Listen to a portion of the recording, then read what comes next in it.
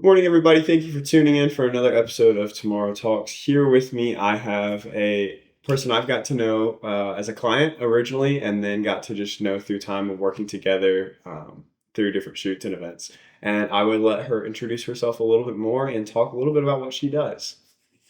Hey, my name is Erin. I am the founder of Erin Colley Photography. I've been doing photography since 2018 here in Augusta. I also now offer social media management and just any kind of content creation in general.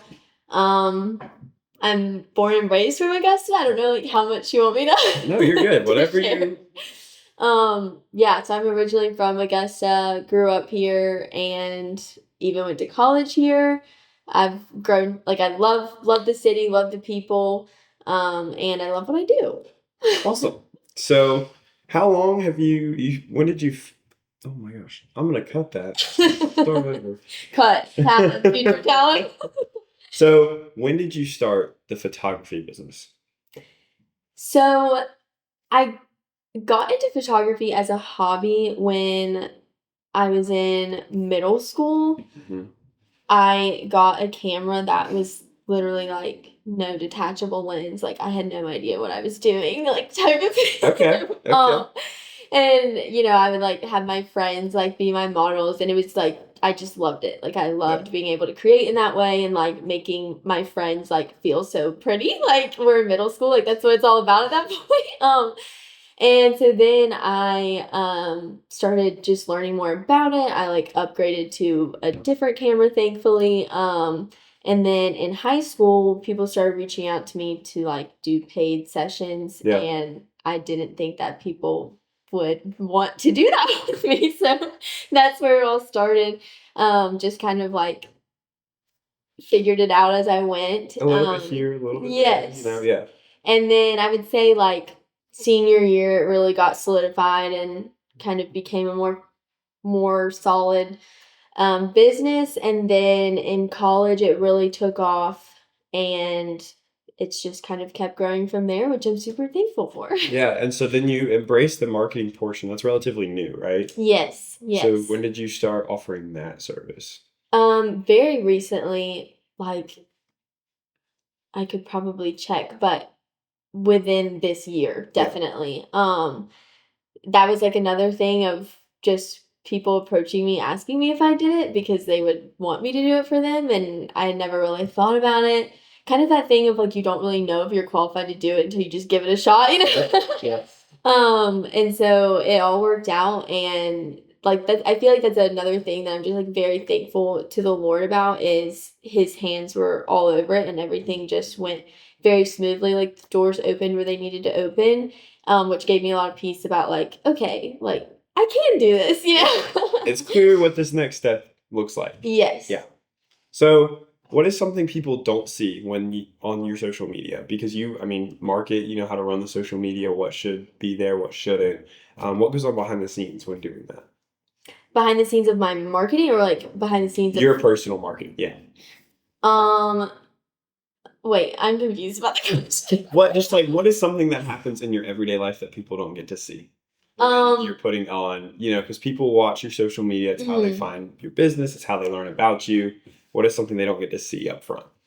Probably just the amount of hours that goes in behind the scenes. I think as this entrepreneurial mindset, my brain never turns off, which I think a lot of people in the space can relate to. I've seen so many funny things on social media where it's my brain at 2 a.m. Giving me a panic attack because I just remembered XYZ or anything like that. I have my best ideas at midnight when I'm falling asleep. So my brain never turns off, and I'm always thinking about the next thing or thinking what else is on my to-do list or thinking about how to make this thing better or what I need to deliver next. And so I think that's a lot of behind the scenes because it can look like sunshine and rainbows, but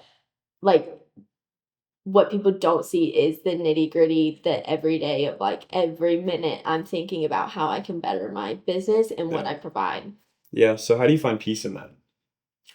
Compartmentalization, is that the right word? I feel I have to be very mindful and like purposeful in separating areas of my life. I used to not do that, and I'm still getting better at it. It is very much a learning curve. But I have to I have to create the time for myself to recharge, for me to be off the grid, like not on my phone. I think social media used to be a very like fun creative outlet for me, and it still is, but now I don't have as much time to do like my own like fun videos that I would do. Yep. And so social media is now much more of like a business for me, even more so than it was before. And so I don't find myself grabbing, I mean, that sounds bad to say, like, grabbing my phone to recharge, but, like, the doom scroll, decompress, like, I Yeah. don't like to do that anymore. I just like to put my phone on Do Not Disturb and, like, go sit or be in the presence of somebody else. And so, I mean, I feel like that's healthy, but It definitely, hey, that is a great alternative option. I feel like there's a lot of encouragement right now to get away from, Yes. the phone is the instant dopamine hit, Right. the gratification that comes from that. Um, and it is so much better. I mean, even hearing that is an encouragement, of like, okay, I'm doing a lot. It's very easy to go sit and just kind of like absorb into a different world rather than go be with somebody or just be in the world by yourself, being present, going to a coffee shop. And even if it is still work, like my favorite thing to do is go sit and edit somewhere in a public space. Mm-hmm. Isn't always possible because people are loud and it's depending where you go. Like somebody has a screaming child and I'm like, okay, I'm going home. But um, some mornings it is just empty and peaceful. And it's a great way to spend the time of like, okay, I have free time. I'm gonna go sit and I'm gonna go read. I'm gonna go sit and I'm gonna still work, but I'm gonna be out of my regular clutter of space and go be somewhere different. Yes, and even, like, carving out the time to allow yourself to do that. Mhm. I could find something to do every hour of the day Yeah. if I wanted to, but that has just led me to burnout in previous seasons, and so allowing yourself to have mental and physical breaks of not staring at a screen is so important, and I feel like everybody knows that, but it's another thing to make yourself practice it. Yeah. Yeah. So, was there a this actually might work moment for you when you were getting started? Like I know you talked about you kind of did it through middle school and high school, but was there a specific time in that when you were like, "Oh, people they actually do want this and this is something that I'm going to pursue and do." I think honestly, college really jump started it for me because I started to become more confident in what I could do. And I mean, I still grew in my confidence over the years. Looking back, even at my freshman year self, I'm like, she still had so much to learn and grow. But Yeah. I people did see me as a photographer. It wasn't like I had people who knew me since I was a child. Mhm. I came into college and I said, "Oh yeah, like I do photography, like would love to take your graduation pictures if you're looking for one." So that really helped me just kind of create that confidence, I guess is Yeah. like the right way to say it. Yep. So I would say, yeah, college is where it just really took to the next step Mhm. first initially. So, what's one risk you took that paid off? I think Oh, that's a good question. One risk I took that paid off. I feel like everything that I do is a risk just because I'm always like preparing for the worst. Um, but I think like this previous kind of launch into the new space of social media content creation, Yeah. I was really nervous, but the feedback has been like so sweet and kind and amazing. And I credit that honestly um, to the Lord because there's just no way that it wouldn't be possible like without him and just all of the Yeah. perfect placement of people reaching out to me and honestly just my community and my circle of people who have encouraged me like you're so capable, like you're good at it, like not everybody can do that. I feel like it's just simple. And so I'm like, well, what, like, why would people want me to do that? But all my friends have been a big encouragement of letting me know that, like, I can do it and I should do it and I should pursue it. And so, yeah, that was like very nerve wracking, but very glad I did it and thankful for where it's at. Yeah. So, how do you decide which opportunities to chase and which to pass up? Because I know you were talking a little bit about that before we started rolling as you were coming in. Of like, stepping into the marketing piece, there is a little bit more, the entire social media marketing, there's a little bit more freedom. And like, I don't know if I can take that on and fully execute that project versus, oh, yeah, I can do that. Yeah. I think I'm the kind of person who, if I can't do something to the best of my ability, I don't want to do it. And so, if I'm at a spot where I don't think that I'm going to be able to deliver the finished product that I would be proud of, I Mhm. don't want to accept the job and I will refer it to somebody else that I trust. Um, but just for me and my brand, what I deliver means the most to me. And so, if I'm just overbooked, I just don't have the time, or even mentally, I just need a break and Yeah. can't take on anything else. I give myself that grace and I allow that. And I just trust that the Lord will bring something else at the right time when I am able to have it on my plate. Yeah. I was gonna say with the referral piece, I appreciate it. Yeah. You sent me. I just recently did the Haddon Memorial, with Blake Haddon Hayden. Oh, yes, Haddon yes, Haddon, yes, yeah. yes. And that was so incredible. Good. I'm glad it went well. I'm not gonna lie. When he initially had reached out, that was like April, I think. Yeah, it was a while It was a ago. while ago, and I was almost in that spot of like, ooh, I don't know if I can do this right. But I was also in the place of like, okay, when is this actually happening? It was like October. I was like, I can get it together. Yeah, you can have time to prepare. And I went in and I will say it didn't go as planned. He knows this. That's why I'll say this here. I was supposed to have a second shooter with me that day, and they just ended up having some life issues that were unavoidable. And I was like, Yeah.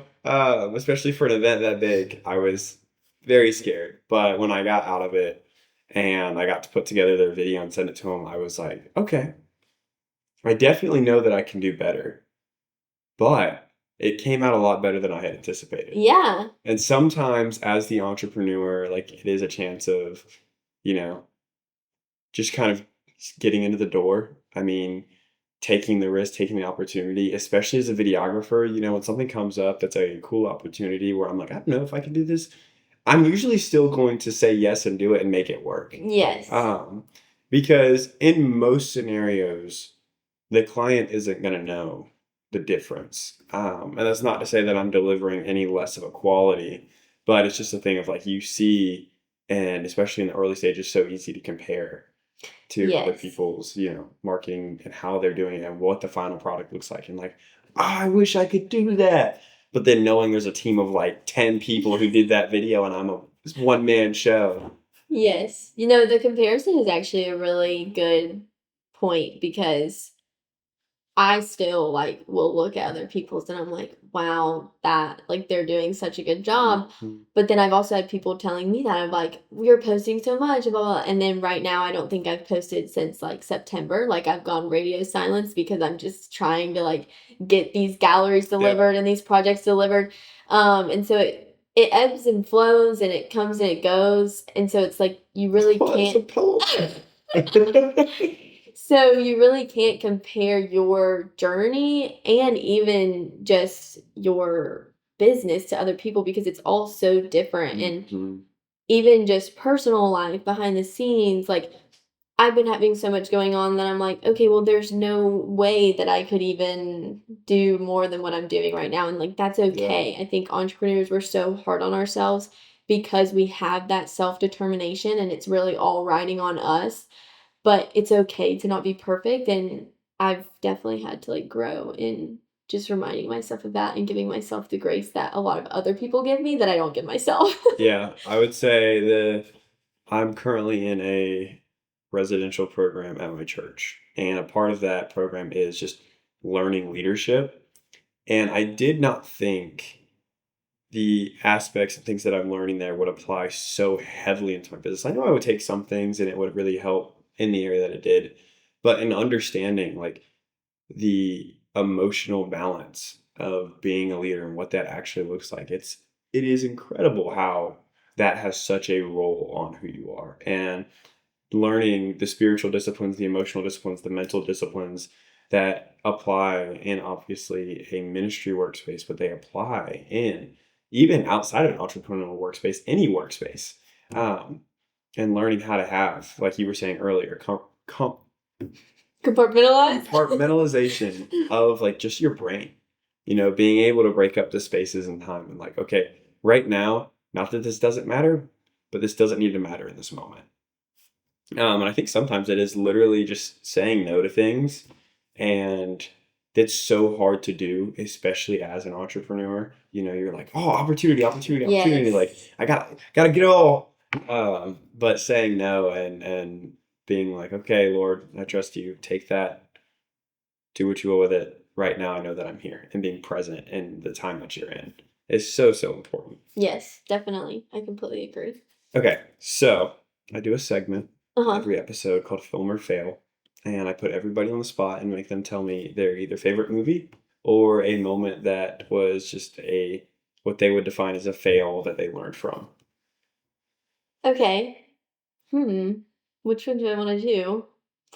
Um, film or I have a lot of failures I could talk about. I've had a lot of learning moments. Um, uh, Wait, what? But like now I can't think of any that I've like things I've messed up on. Do you have a favorite movie? But there's so many things that I've messed up and I've learned from. So I feel like I need to share one. Like this is all a learning curve. Let me think. Yes. I feel like there's just probably some mishap of where like I know that there are so many. If I think of one after this, you have to put it in a caption somewhere or something. I'm just gonna post a segment and be like, and it'll be like, Can't think of one failure failure. and caption below. She's too good. But here's the thing: is like these moments of failure haunt me, like at midnight. Yeah. Like they just pop into my head. But in Yeah. everyday life, I can't think of them, which I guess is good. But okay, well then my favorite movie. Oh, watch me not be able to think of any movie that I've ever watched in my life. It's clearly not your favorite thing. Okay, well, oh, you know what I do love? The Greatest Showman. That's actually a really good movie. Thank you. That's Thank a really you. good movie. I think in my head that movie gets boggled because it came out like so much longer ago than I remember. And when I think of it, I was like, oh yeah, that's good. But we rewatched it recently and I was like, that was actually really good. Yes, I love the songs. I love the cast. Like, Mm-hmm. so good. I feel like they were so intentional in like the choreography, the camera, like angles and cuts and everything. Like I just would have loved to just watch it all Yeah. be made. I would have been in awe. That's one of those movies where it truly feels like a well captured like Broadway Hindu cinema. Yes, And yes. to which, you watch a lot of movie musicals and they don't do it as well. Right. But something about that movie just did it fabulously. It did. And the director who did that movie did the Robbie Williams movie, Better Man, which performed horribly in the box office. But, and I will probably never watch it again. It was really dark because it was based on a true musician story. And the music route isn't always the best if you aren't disciplined. Um, but watching that movie, the same choreographer and director from The Greatest Showman did that movie. Mhm. And they, for one night, had like the entire, I don't know what street it was in London, blocked off so they could record this one choreography scene with like over 100 dancers. It's like this crazy, crazy stunt they pulled, but it's so, so cool. And it embodies that Greatest Showman vibe so well. I watch that scene all the time. Yeah. The rest of the movie is like shattering of the soul. Okay, I have a question for you. Yes. When you're watching a movie, because sometimes I'll find myself doing this, or like just really anything in like digital media, do you like think of how they produce it as you're watching it? Okay, so it depends. And I say it depends because if it's a really good movie, no, because the movie's so good, I'm actually able to be so Right. immersed into the story. Like there's some movies I've watched 4 or 5 times and started to do that. Baby Driver being one of those movies. I absolutely love that movie. It's one of like the greatest movies ever. But by the fourth or fifth time watching it, I was like, whoa. Because there's this scene where it's like slow mo down and he's singing in sync with the music, but it's shot in slow motion. And in production of the film, they had him listening to the same song on like the same speed or like a sped up version, and he was singing it sped up. So when they slowed it down, it was in sync. That is It was so really cool. cool. It Yeah. was really, really cool. But just stuff like that. Like I'll say with some movies, yes, especially if it's like it was okay. But there is some movies where I'm watching it and I'm like, wait, how they do that? Yeah. Yeah. So it just depends. I think first time on a watch of something I'm excited for, no, because I'm excited and I'm there for the movie and the story and I am able to turn that off. But then if I've like seen it before or it's something where I'm like interested but not fully Yeah. captivated, I'll be like, oh, wait, I know how they did that. Yeah. So The thing that made me realize that I'll do it sometimes is it was this commercial on TV, and I was like, "Oh my gosh, like that's so embarrassing. You can tell it's a green screen or whatever." Like yeah. just because the tones like on the hair and things like that. And my fiance was like, "What are you talking about?" And I was like, "You don't see the green tones on her hair? Like, duh." And he was like, "You're crazy. Like, Yeah. no, normal people do Yeah. not see that." Yep. I have a buddy I was watching a movie with and I was like, well, the sun's fake right there. Like it's artificial sunlight. He's like, what? Or like the shadows, if like people don't recognize like the shadows or like different angle, and I'm like, you can't have shadows going that way in the sun. Be It's where it's not, at. you Yeah. And ever since I pointed that out, every time we're watching a movie, he's like, is that the real sun? I'm like, I don't know every time. I'm just saying for that scene. I think the way it was set up, I can tell. yeah. So Okay, well, glad to know it's not just me, because yeah, no, I think I have some friends who like they can't watch movies anymore because that's how their brain operates. yeah, And it's ruined it for them. And I'm like, okay, I think you're giving a little too much control there. You know, you just can just let go and watch the just step back a little bit. movie. Um, but I also enjoy watching animated films, and it's not the same because it's all done computer, like in the Yeah, computer. So I'm not as focused in on like how they do that camera movement, whatever, because it's like digital and it's not the same. To which I actually have been thinking recently is like, what is it like to be an animated like director? yeah. Like that's a completely different ball field. I know. I do not know anything in that realm, and but I couldn't imagine like it has to be so interesting. Yeah, it's definitely a different process Yeah. for sure. Um, so how has being in the creative industry changed how you view yourself?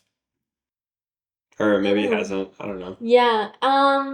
How has it changed me? I think oh, wait, that's a good question. I don't really know if this will answer it super well. But I feel like it's made me more of like an empath. I feel like I've always had a bit of that side to me, but I feel like being in the creative industry has made it just blossom even more.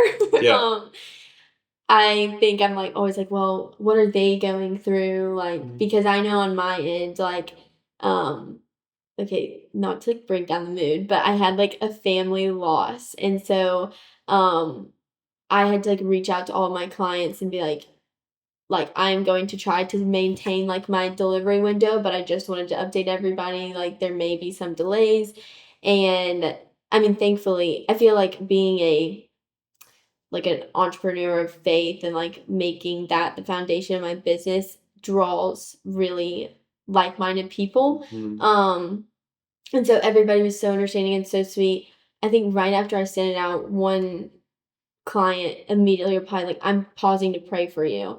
And it was like things like that that it really meant so much to me, even though she did not have to type me back like, "I'm praying for you," but knowing that brought me like so much comfort in the moment. And so going through each life experience and seeing how much it's impacted me and how sometimes things just come up and you can't always like know what's going to happen or put your best foot forward just because life is life and Yeah. it's always crazy has made me realize for other people too that could be the same. Like, if I'm getting pictures done, like I'm so excited and I know it's coming out of a place of excitement of, hey, where are my pictures? Like I really want to see them.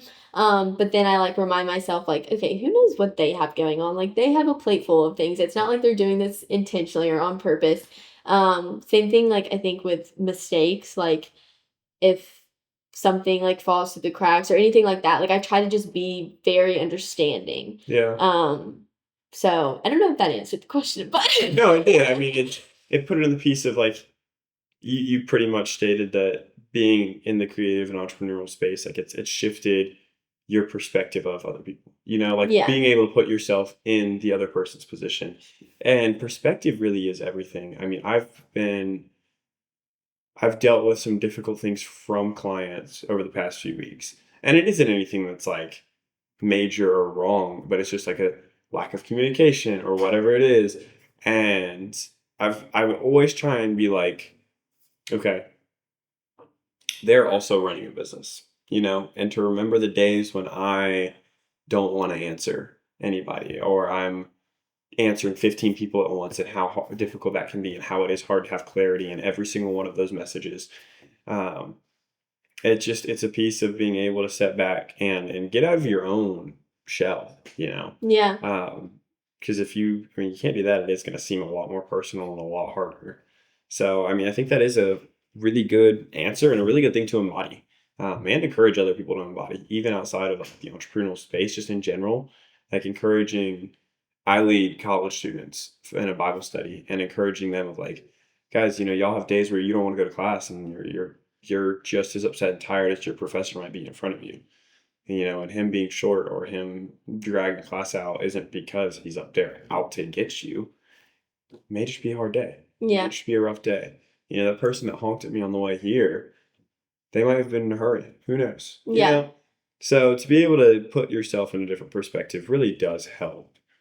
Not only not kill your motivation, but encourage you to deliver the best that you can and be the best that you can, because you never know what somebody else is going through. yeah, So, definitely. wrapping things up, what is a daily habit or practice that keeps you grounded in seasons of chaos? I feel like this is like always like my go-to, but it's because I just always do it and it's nothing crazy, but I just love to have worship music on a lot of the time. Like in the morning when I'm getting ready, I'll just have it playing in the background, or if I'm editing, I'll have it playing in the car on the way here. I was like listening to it because I feel like it just allows the Holy Spirit to just fill my space and fill whatever I'm working on.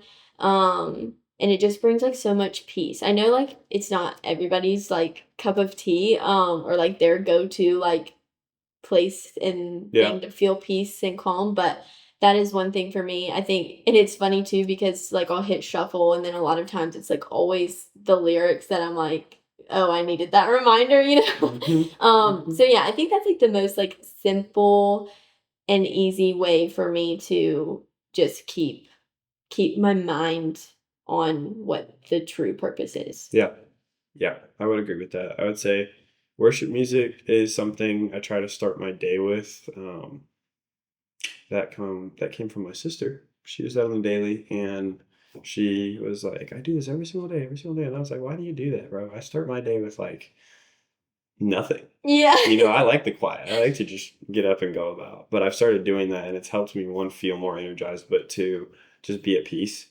Because it's a reminder without having to fully devout sit down time, read through the Right. scripture. Like if you're listening to, what's the word I'm looking for? Truly, I'm can't find the word, but music that aligns with faith properly. Yes. And it does come and stem from scripture, and a lot of times they're literally using scripture as their Yes. verses. So that's why it is so calming, and it's just that reminder without having to sit, read, and be. So I think that's a good daily practice. I would say for me, I like to write things out. That's what keeps me grounded. Like I literally last night before I went to sleep, I had 100 things on my mind, and I was like, okay, I'm making a to-do list for tomorrow. Yeah. Because if I don't, I'm not going to fall asleep. And I made a to-do list of things. And then I just set it down and I let it be. And if it still bothers me, I'll pray about it. And that usually just kind of is like, okay, I've fully given this up and now I'm just going to let it be. It can be handled as I go through this list. Yeah. One thing at a time. So, last thing is, how can people find you, follow you, and support what you do? You can go to my Instagram, Erin Colley Photo. I also have a website, erincolliephoto.com. Yeah, would love to work with anybody. Yeah, I don't know. I like refer me to friends if you have any. Yeah, I love what I do, so I would love to do it for anybody that's open to it. Awesome. Well, guys, if you have any photo needs, Erin Colley, look her up on our Instagram or our website. And thank you for being here this morning. Thanks for having me. Yeah, It no was so much fun.